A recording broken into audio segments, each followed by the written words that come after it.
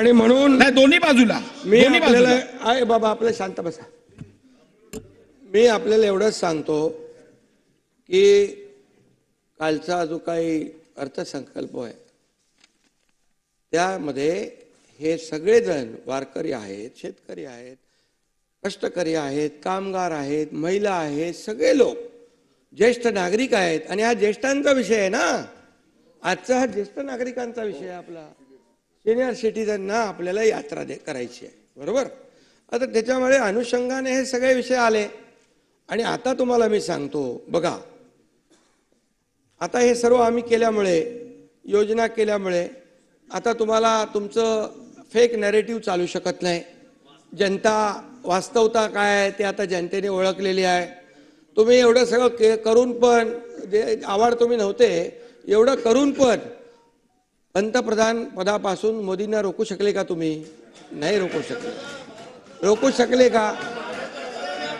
अरे थांबा, महाराष्ट्र म्हणजे बघा, ऐका ऐका तुम्ही ऐका.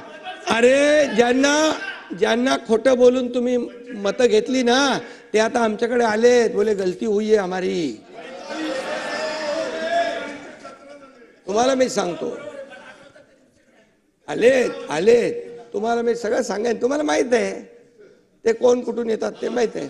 आणि म्हणून विजयराव हे बघा, विजयराव देतो का तुम्ही उत्तर देतो. आणि म्हणून तुम्हाला सांगतो अध्यक्ष महोदय, मी कधी खोटं बोलणार नाही. मी आयुष्यामध्ये कधीही खोटं बोलत नाही.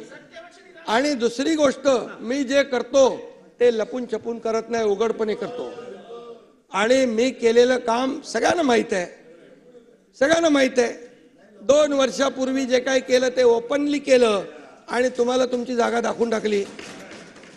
आणि म्हणून मी एकच सांगतो अध्यक्ष महोदय, प्रताप सरनाईक यांनी ही योजना जी आणायची विनंती केलेली आहे या ज्येष्ठ लोकांसाठी, श्रावण बाळांनी पण आपले कावड घेऊन म्हणजे कावड यात्रा केली होती.